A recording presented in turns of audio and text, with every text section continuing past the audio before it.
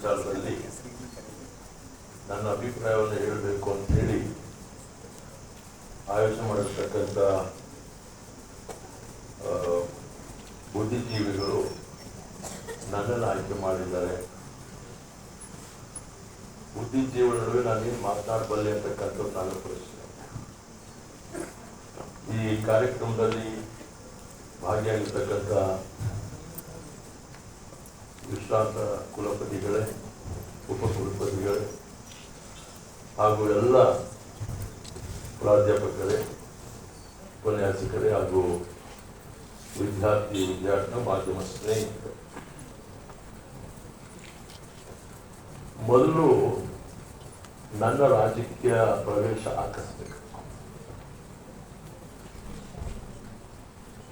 ಯಾಕಂದ್ರೆ ನಾನು ನಿಮ್ಮಲ್ಲೊಬ್ಬರಂತೆ ಒಬ್ಬ ಅಧಿಕಾರಿ ಆಗ್ಬೇಕು ಅಂತಕ್ಕಂಥ ಬಹಳ ಆಸೆ ಪಟ್ಟದ್ದು. ಆದರೆ ಅನಿಶ್ಚಿತವಾಗಿ 1989ರಲ್ಲಿ ನಮ್ಮ ತಂದೆ ಶ್ರೀಮಾನ್ ಬಿ ರಾಜೇಂದ್ರ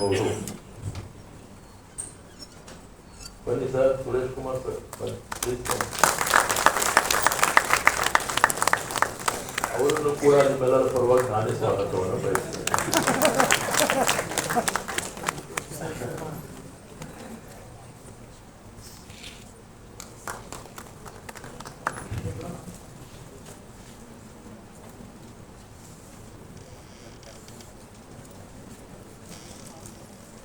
ಅನಿಶ್ಚಿತವಾಗಿ ನನ್ನ ರಾಜಕೀಯ ಪ್ರವೇಶ 1989ರಲ್ಲಿ ನಮ್ಮ ತಂದೆ ಶ್ರೀಮಾನ್ ಬಿ ರಾಜೇಂದ್ರ ಅವರು ತೀವ್ರ ಹೃದಯಕ್ಕೊಳಗಾದಂಥ ಸಂದರ್ಭ. ಜಯದೇವ ಹಾಸ್ಪಿಟಲ್ನಲ್ಲಿ ದಾಖಲೆ ಆಗಿದ್ದು. ಆ ಸಂದರ್ಭ ಶ್ರೀಮಾನ್ ರಾಮಕೃಷ್ಣ ಹೆಗಡೆ ಅವರು, ಮಾನ್ಯ ಹಿರಿಯ ರಾಜಕಾರಣಿಗಳಾಗಿದ್ದಂಥ ಮಾಜಿ ಮುಖ್ಯಮಂತ್ರಿಗಳಾದಂಥ ಮಾನ್ಯ ಗುರುಪಾಲ್ ಸ್ವಾಮಿ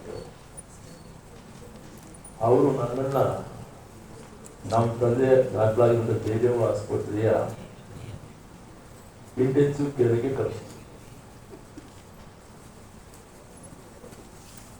ಕರೆಸಿ ರಾಮಕೃಷ್ಣ ಹೆಗಡೆ ಸಾಹೇಬರು ನಿಮ್ಮ ಮಗನ ಅಭ್ಯರ್ಥಿಯಾಗಿ ಮಾಡಬೇಕು ಅಂತ ಹೇಳಿ ಚರ್ಚೆ ಮಾಡ್ತಾ ಇದ್ದೀವಿ, ನೀವು ಅವ್ರಿಗೆ ಒಪ್ಪಿಗೆ ಕೊಡಬೇಕು ಅಂತ ಹೇಳಿ. ನನಗೆ ಏನಕ್ಕೆ ಕರೆಸಿರೋ ನನಗೆ ಗೊತ್ತಾಗಲಿಲ್ಲ. ಮೊದಲು ನಾನು ಆ ಸಂದರ್ಭ ಮಾನ್ಯ ಹಿರಿಯರಂತ ರಾಮಕೃಷ್ಣ ಹೆಗಡೆ ಸಾಹೇಬರಿಗೆ ಅವ್ರ ಹಿಂದೆ ನಿಂತಿದ್ದೆ ನಾನು.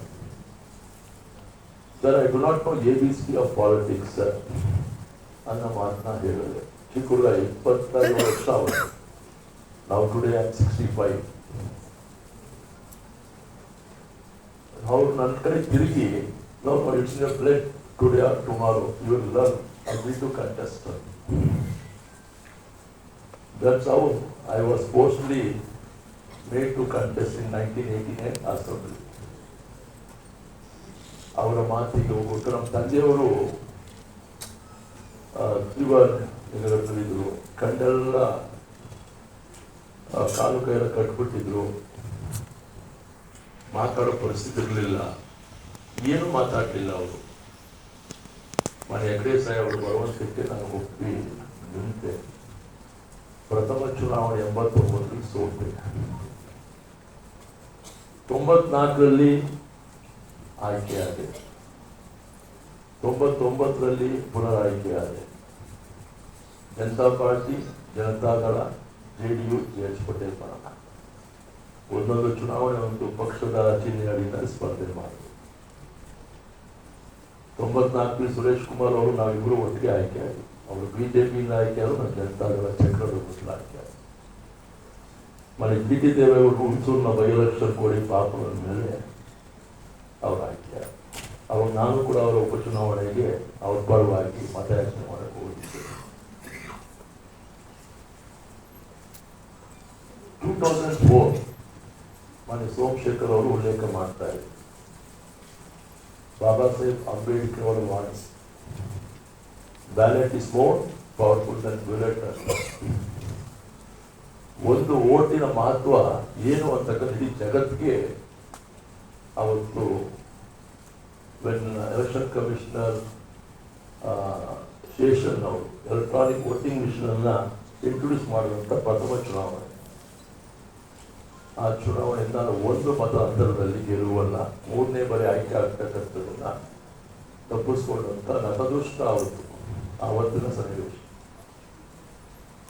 19 ವರ್ಷಗಳ ಕಾಲ ನಾನು ಉದಾಹರಣೆ ಆಗ್ಬಿಟ್ಟು ಎಲ್ಲ ಸರ್ವ ಪಕ್ಷದವರು ಪಂಚಾಯತ್ ಪಾರ್ಲಿಮೆಂಟ್ವರೆಗೂ ಆ ಒಂದು ಓಟಿನ ಮಹತ್ವ ಏನು ಅಂತಕ್ಕಂಥದ್ದನ್ನ ನನ್ನನ್ನು ಉದಾಹರಣೆಗೆ ಬಳಸ್ತಾರೆ.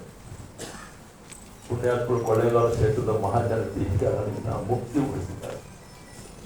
ಒಂದು ಓಟು ಸೋತಂತ ನನ್ನನ್ನು ಈ ಬಾರಿ 1,08,363 ಮತ ಕೊಟ್ಟು 59,519 ಮತಗಳ ಅಂತರದಲ್ಲಿ ಗೆಲುವನ್ನು ತಂದುಕೊಟ್ಟಿದ್ದಾರೆ.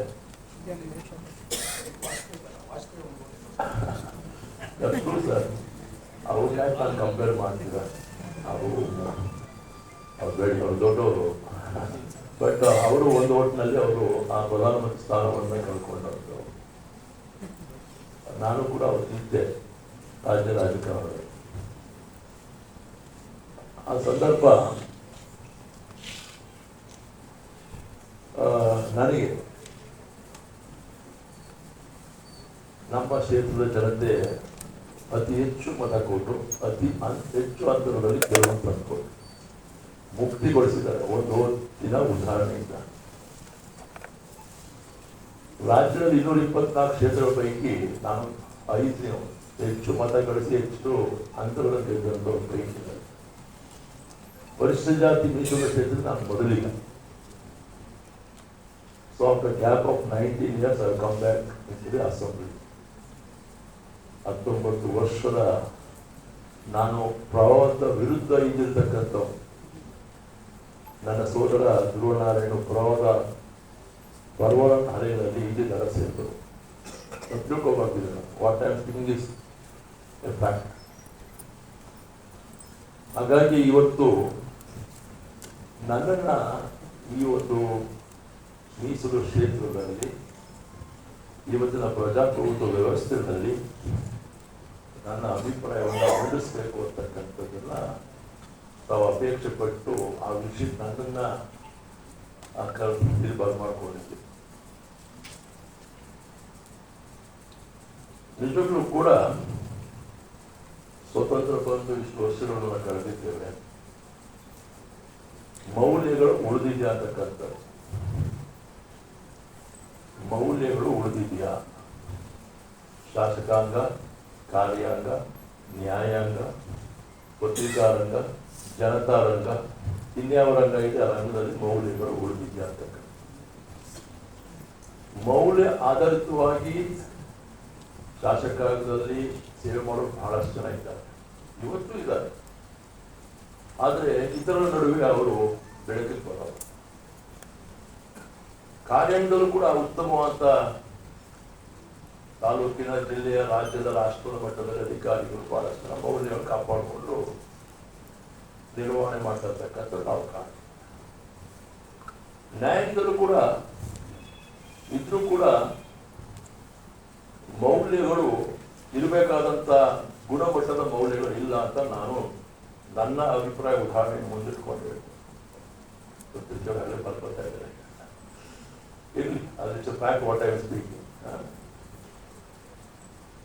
ಯಾಕಂದ್ರೆ ಕಾಲಮಿತಿ ಒಳಗಡೆ ನ್ಯಾಯಾಲಯಕ್ಕೆ ಹೊರ ಹೋದಂತ ಪೆಟಿಷನರಿಗೆ ನ್ಯಾಯ ಸಿಗ್ತಾರೆ. What's the use of going to court of law? ನನ್ನ ಒಂದು ಓಟ್ ಕೂಡ ವಿಚಾರದಲ್ಲೂ ಕೂಡ ನ್ಯಾಯಾಲಯ 4.5 ವರ್ಷದ ನಂತರ ಎಂಟ್ರಿ ಮಾಡಿಕೊಟ್ಟು it was in my favour. ನಮ್ಮ ಎದುರಾಳಿಯವರು supreme court upheld the order of the High Court interim order, which was in my favor. Once again it came back to High Court for main arguments. One fine day, Big Sahib responded. He's under trouble because I was the petitioner to the High Court. He was the respondent. I will pronounce judgment within a week or two. ನಾನು ಪ್ರತಿ earring ಹೋಗ್ತಾ ಇದ್ದವನು ಆಗ ಸಂದರ್ಭದಲ್ಲೂ ಕೂಡ ಹಿಂದೆ ಅವರು ಅದನ್ನು ಹೇಳಿದಾಗ ತಲೆಬಾಗಿ ಕೈ ಮುಗಿದು ನ್ಯಾಯಾಧೀಶರಿಗೆ ಹೊರಬಂದು ಆ ಮಾತನ್ನು ನಾನು ಕೇಳಿ. ಯಾಕಂದ್ರೆ ನಾನು ಪೆಟಿಷನರ್ ಆಗಿದ್ದು, ಜಡ್ಜ್ ಸಾಹೇಬ್ರ ಮಾತು ಹೇಳಿದ್ರೆ ಇಂದಲ್ಲ ನಾಳೆ ಪ್ರೊನೌನ್ಸ್ ಆಗುತ್ತೆ. ವಾರ ಆಯಿತು, 15 ದಿನ ಆಯಿತು, ತಿಂಗಳಾಯಿತು, ಲಾಂಗ್ ಆಗ್ತಾರೆ. ಒಂದು ಫೈನ್ ಒಬ್ಬ ವ್ಯಕ್ತಿ, I am not directly talking about ನಾವು ಜಡ್ಜ್ ಸಾಹೇಬ್, ಒಬ್ಬ ವ್ಯಕ್ತಿ ಏನ್ ಸರ್ ನಿಮ್ ಪರವಾಗಿ ಜಡ್ಜ್ಮೆಂಟ್ ಕೊಡ್ತೀವಿ ಅಂತ ಹೇಳಿ ಕೂಡ ನೀವು ಬಂದು ನೋಡಿಲ್ವಲ್ಲ ಅನ್ಬಿಟ್ಟ. ನೋಡ್ರೆ ನಾನು ಹೇಳ್ತಿದ್ರೆ ಸತ್ಯ, ನೀವೇ ನೋಡ್ತಾ ಇದ್ದು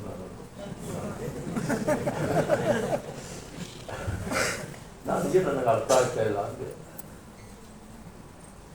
ಇಲ್ಲ ಸರ್, ಅವರು ನಿಮ್ ಪರವಾದಂತ ತೀರ್ಪನ್ನ ಪ್ರೊನೌನ್ಸ್ ಮಾಡ್ತಿದ್ವಿ ವೀಕ್ ಅಂತ ಹೇಳಿದ್ರೆ ನೀವು ಬಂದು ಭೇಟಿ ಮಾಡ್ಬೇಕಲ್ಲ ಅಂತಂದೆ. ಇಲ್ಲ ನೀವು ದಯವಿಟ್ಟು ಬಿಡಿಸಿ ಹೇಳಿ ಅಂತಂದೆ. ನಾನು ಅದನ್ನೆಲ್ಲ ಉಲ್ಲೇಖ ಮಾಡಕ್ಕೆ ಹೋಗಲ್ಲ. I did not meet to that fellows requirement. ಚಿಂದಂತ ಕ್ಷೇತ್ರದಲ್ಲಿ ನಮ್ಮ ಕ್ಷೇತ್ರ ಸದ್ಯ ಬರಲಿ, ಜನ ಒಳ್ಳೆ ಕೋಟ್ ಆರ್ಟಿಗೆ ದುಡ್ಡು ಕೊಟ್ಟು ಗೆಲ್ಲಿಸ್ಕೊಳ್ಳಿ.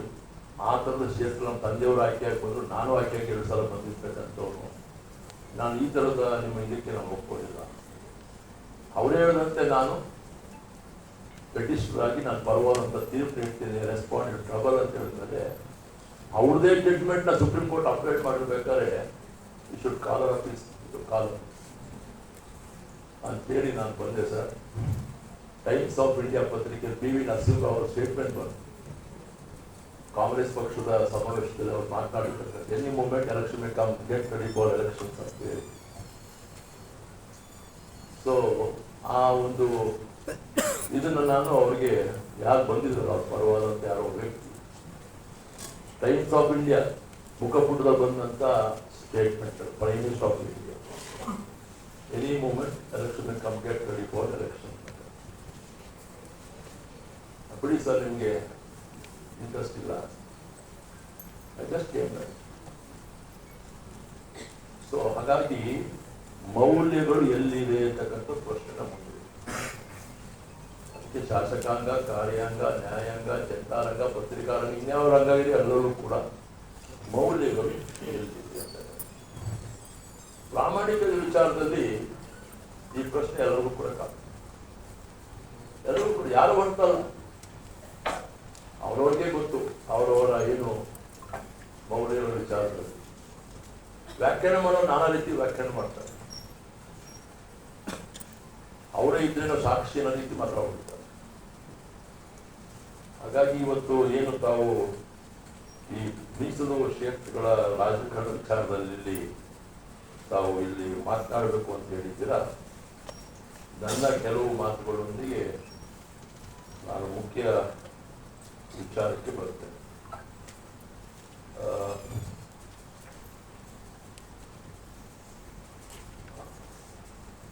ಡಾಕ್ಟರ್ BR ಅಂಬೇಡ್ಕರ್ ಅವರು ಕಟ್ಟ ಪ್ರಜಾಪ್ರಭುತ್ವ ಪ್ರೇಮಿಯಾಗಿರ್ತಕ್ಕಂಥದ್ದು ಎಲ್ಲರೂ ಕೂಡ ಗೊತ್ತಿರ್ತಕ್ಕಂಥ ವಿಚಾರ ಅಲ್ವೇ? ಆದರೂ 1950 ಜನವರಿ 26ರಲ್ಲಿ ಸಂವಿಧಾನ ಒಪ್ಪಿಕೊಂಡ ದಿನವೇ ಅವರು ಹೇಳಿರುವ ಮಾತನ್ನು ಸ್ಮರಿಸಬೇಕಾಗಿರುವುದು ಅತ್ಯಂತ ಅರ್ಥಪೂರ್ಣವಾಗಿರ್ತಕ್ಕಂಥ. ಇದೆಲ್ಲ ಕೋಟಿಂಗ್ ಸರ್, ಯಾಕಂದ್ರೆ ನಿಮ್ಮ ಮುಂದೆ ಮಾತಾಡಬೇಕಾದ್ರೆ ಸಾಧಾರಣವಾಗಿ ಮಾತಾಡೋದು ತಪ್ಪಾಗ್ತದೆ. ಸಾಮಾಜಿಕ ಮತ್ತು ಆರ್ಥಿಕ ಕ್ಷೇತ್ರದ ಅಸಮಾನತೆಯನ್ನು ನಿವಾರಿಸಿಕೊಳ್ಳದೆ ಹೋದರೆ, ಅದು ಅವರು ಹೇಳ್ತಾರೆ ಪುಣ್ಯಾತ್ಮ ಮಾತು, ಅಸಮಾನತೆಯಿಂದ ನೊಂದವರು ಮುಂದೊಂದು ದಿನ ರಾಜಕೀಯ ಪ್ರಜಾಪ್ರಭುತ್ವ ಕಿತ್ತೊಗೆಯಲಿದ್ದಾರೆ ಅಂತಕ್ಕಂಥ ಮಾತನ್ನು ಅವತ್ತು ಆ ಕಾಲದಲ್ಲೇ ಅವತ್ತು ಆ ದಿವಸವೇ ಹೇಳ್ತಕ್ಕಂಥ ಮಾತುಗಳನ್ನ ಇಲ್ಲಿ ನಾನು ನೆನಪು ಮಾಡ್ಕೊಳ್ಳಿಕ್ಕೆ ಬಯಸ್ತೇನೆ. ಈ ಮಾತುಗಳನ್ನ ಹೇಳ್ತಕ್ಕಂಥದ್ದು ಬಹುತೇಕ ರಾಜ್ಯವನ್ನ ರಾಷ್ಟ್ರವಾದ ರಾಜಕಾರಣಿಗಳ ಕುರಿತೇ ಅಂತ ಅನ್ಸುತ್ತೆ,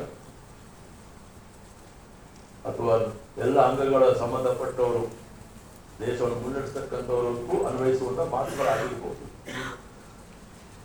ಅಂದ್ರೆ ಸಂವಿಧಾನವನ್ನು ಬರೆದಂತ ಡಾಕ್ಟರ್ BR ಅಂಬೇಡ್ಕರ್ ಅವರು ಅವತ್ತೇ ಇದನ್ನ ಗ್ರಹಿಸಿದ್ರು ಅಂತಕ್ಕಂಥದ್ದು. ಬಹುತೇಕ ಇವತ್ತು ರಾಜಕಾರಣದಲ್ಲಿ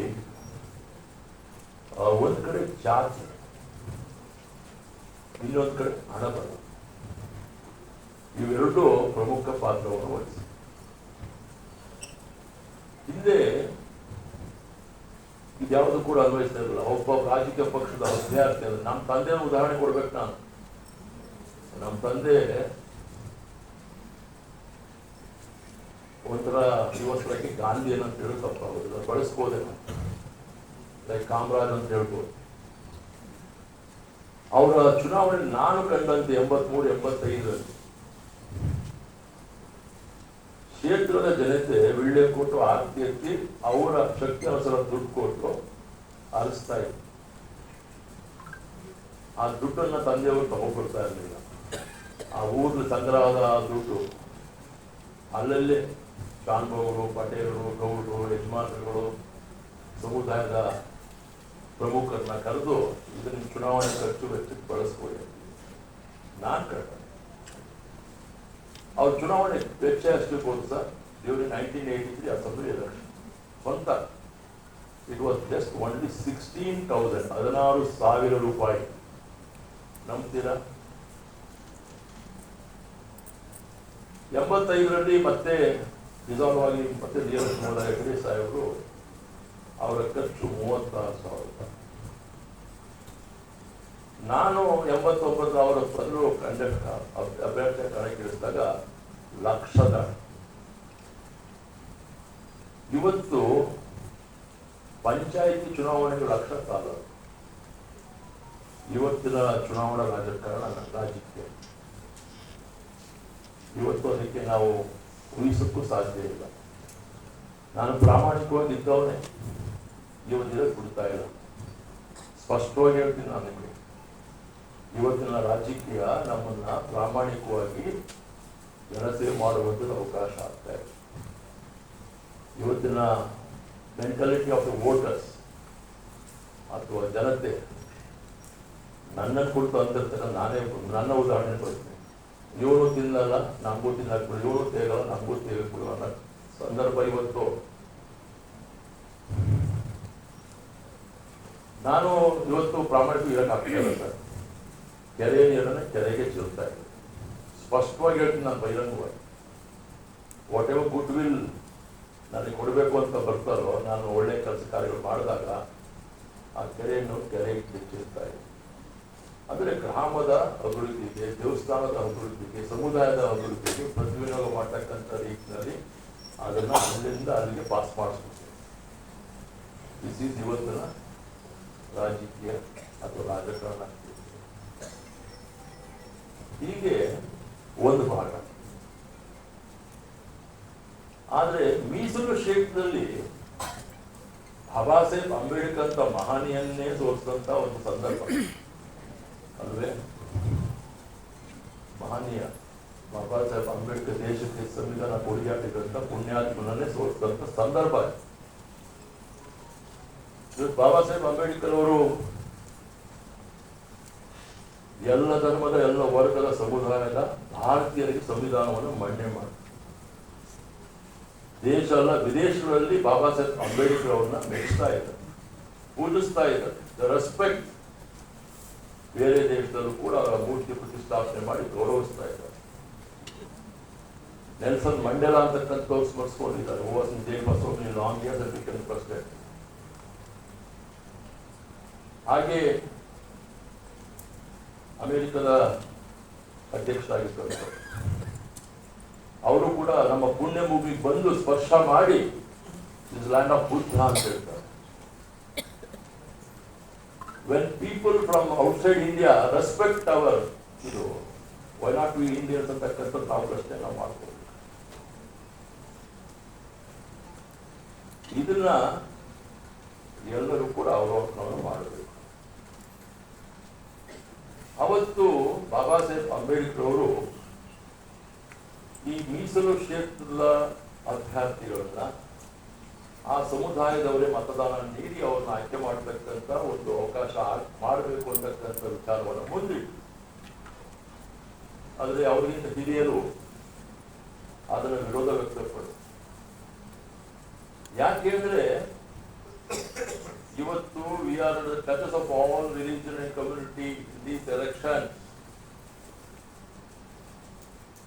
ಏನಾದ್ರು ಪ್ರಾಮಾಣಿಕವಾಗಿ ದಿಟ್ಟತನದಿಂದ ವಿಚಾರಗಳನ್ನ ಮಂಡನೆ ಮಾಡಿದ್ರೆ ಹತ್ತಿಕ್ಕುವಂತ ಪ್ರಯತ್ನಗಳು ಬಹಳಷ್ಟು ನಡೀತವೆ. ನಾನು ಒಳ್ಳೆ ಕೆಲಸ ಮಾಡಕ್ ಹೊರಟೆ, but I lost one vote in the assembly. I don't want to explain it. 19 years I suffered, but I come back once again. ಅದು ನನ್ನ ಕಾಪಾಡಿದ್ದು, ಯಾಕಂದ್ರೆ ಆ ರೀತಿ ನೇರ ದಿಟ್ಟ ನಿರಂತರ ಟಿವಿ ಹೇಳ್ತಾರಲ್ಲ, ಆ ತರದ ಸ್ವಭಾವ ಆಗಿರೋದ್ರಿಂದ ಈಗಲೇ ಹೀಗೆ ಮುಂದೆ ಹೆಂಗಪ್ಪ ಇವ್ರಿಗೆ ಅವಕಾಶ ಮಾಡಿದೆ ಅಂತಕ್ಕಂಥ.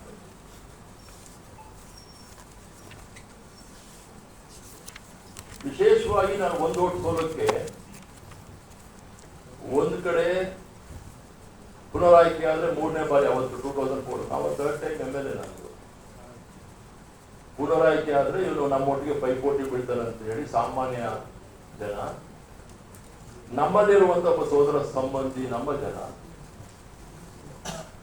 ನನ್ನನ್ನು ಹತ್ತಿಕ್ಕುವಂತ ಪ್ರಯತ್ನಗಳು ಅದ್ರ ಮಾಡಿ